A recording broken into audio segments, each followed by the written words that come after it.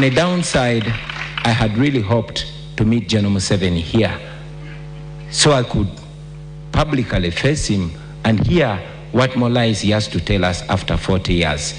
To hear from him straight the gains he's protecting. Is he protecting the potholes? Is he protecting the rotten hospitals? Is he protecting the broken down schools, the broken down infrastructure? Is he protecting his power and right to torture citizens? I had always wanted to hear that, not privately but publicly from General Museveni. Anyway, it's all right that he's not here because he's in the past and we are discussing the future of our country. All right, thank you so much, Anwar Katamba. As we do have the 5 candidates, we will be receiving them in a short while. When they take the stage, they will be speaking to you, the Ugandan. They will be telling you the one particular problem they have found that cuts across the east of Uganda, the west of Uganda, north of Uganda, south of Uganda, and central of Uganda, a problem that unites all of us 45.9 million Ugandans. And what is their solution? Should you trust them with your vote and give them the mandate to lead you as their leader and president come 2026? That is what we want to scrutinize this evening. All right, as we do go on, be reminded that our first theme of the night is youth unemployment and economic reset. This is where we'd like to turn to Honorable Robert Kyagulanyi Ssentamu, the one who has quite a large youth following. These are young boys and girls who need technical skills that are primarily scarce in our country right now.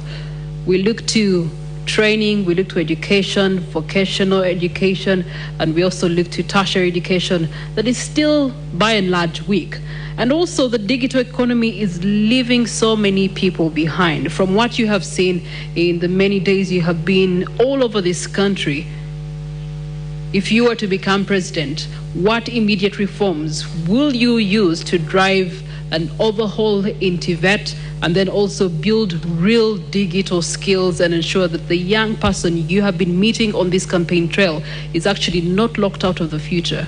For me, this is more realistic than idealistic. These are not just statistics. These are realities. These are people. We've been there, and in every urban town we've reached, you've seen hundreds of young people that show up that are desperate. They're strong, they're talented, they want to work, but these are young people that have been failed by a system. It should be noted that Uganda is ranked the most entrepreneurial country in Africa. However, the young people are being failed because 70% of the small businesses that are started do not live to complete one full year. Current problem in Uganda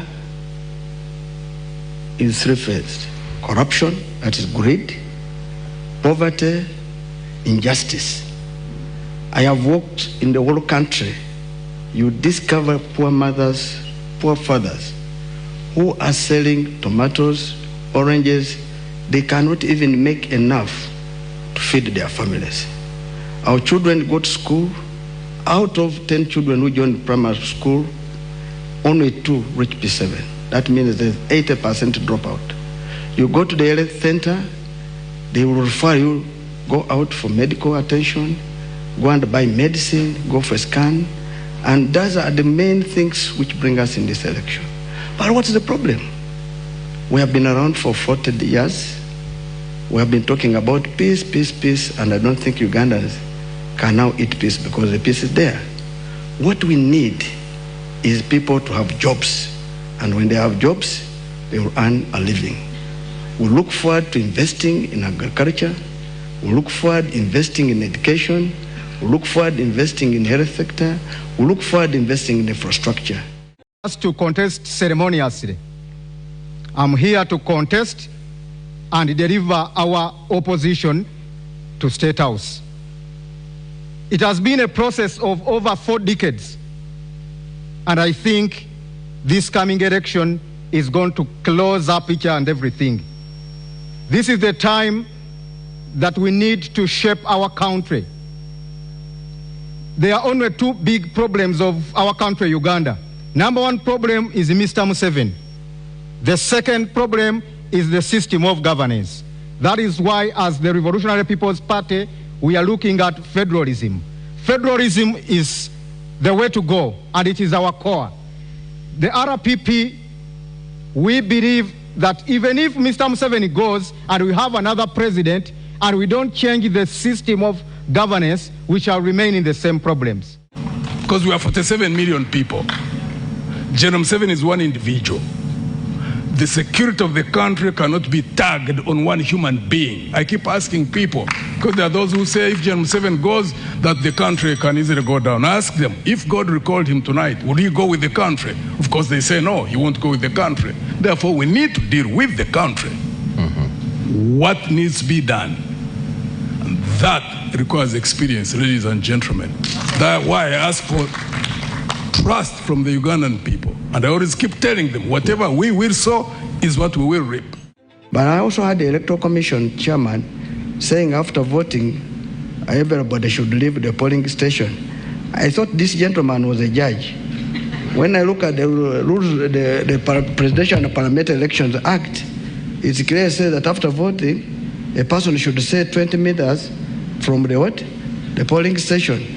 Is that the same way by saying people should go home? That shows there's lack of people of understanding in this country, and these are the people who are going to be the referees. We want to pray to God that they learn the law and understand it. That it may be the last time you're seeing me here as an ordinary Ugandan.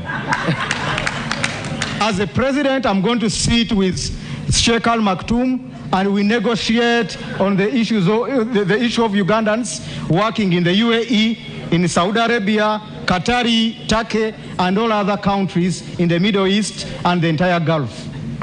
We want to put down this airport, and we have a reasonable airport. In fact, it's even going to be named Sir Edward Mutesa International Airport. From Entebbe is meaningless. All countries, when you go to Kenya, their main airport is the Jomo Kenyatta International Airport. Their founding father. Go to Malawi, it is the Kamuzu Banda International Airport. In Tanzania, it is Julius Nyerere International Airport. Oliver Tambo International Airport in Johannesburg. It's only Uganda selfishly remaining with the name Entebbe just because Mr. Museveni doesn't even want to remember the founding fathers, the first presidents, the Obotes who brought about the independence of this country. We entered this race very well knowing the state of our country. For 63 years, we've been in a vicious cycle. General Museveni being the 9th president, regime after regime, promises are made, promises are never fulfilled.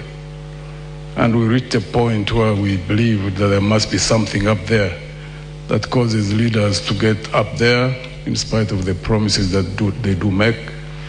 What makes them drunk to a point where they lose direction, they don't fulfill promises, they trample on citizens, and unfortunately at this point in time we have not even had the experience where one leader hands over power to another. That's sad. Some of us had hoped that we would see the breaking out of that vicious cycle. Where we are heading, we are not so sure whether that will be or not. We keep on struggling. We hope that we'll see that at some point. That's corruption, which is a cost, a big cost to this country. It's the one which is making cost of production go high. It's the one which is making the country of people to be overtaxed. And the moment we stop this, this will mean we're going to reduce the taxes. And the moment the taxes are reduced, there will be more money at your disposal for consumption. And the layer living will be better. 2, we come with a plan to invest in productive sectors. And that's why we're saying our budget, 10% of the budget will go to agriculture. And the moment the agriculture is up there, I come here with experience in the area of economics, in the area of accountability, in the area of financial management, in the area of taxation. And I know how poverty is painful. I come from a village. I studied from a village school until I reached Busoga College, Mwiri. But by then, education, you never needed to be in town to be able to go to a good school. You needed to be in a village and you'll go to a good school.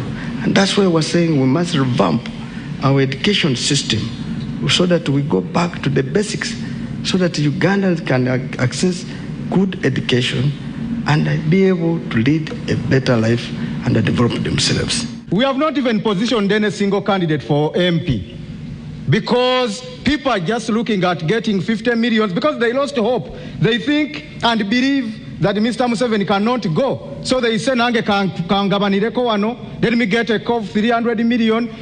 With Mr. Museveni, God will decide. That is the problem. We, the opposition, we are now the problem of the country. People are looking for iPod money. There's no way a better future is going to fall like rain, which unfortunately seems to be what most people hope or expect that is going to happen, that you leave it to just 8 people roving all over the country. No, 7, not 8. 7 is already, a different category. Is the one who want to throw out of power. So the 7 of us, you can't say we can't be the only ones who raise hope. There are many more Ugandans who can discuss these issues on the dining table, in the taxis, in the borders, wherever they are, because hope is what sustains us as a people. The moment you lose hope, you start dying.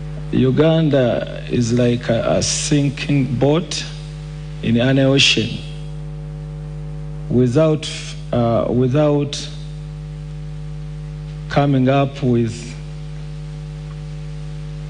a regional government, we would have done nothing, even if we elect any other leader.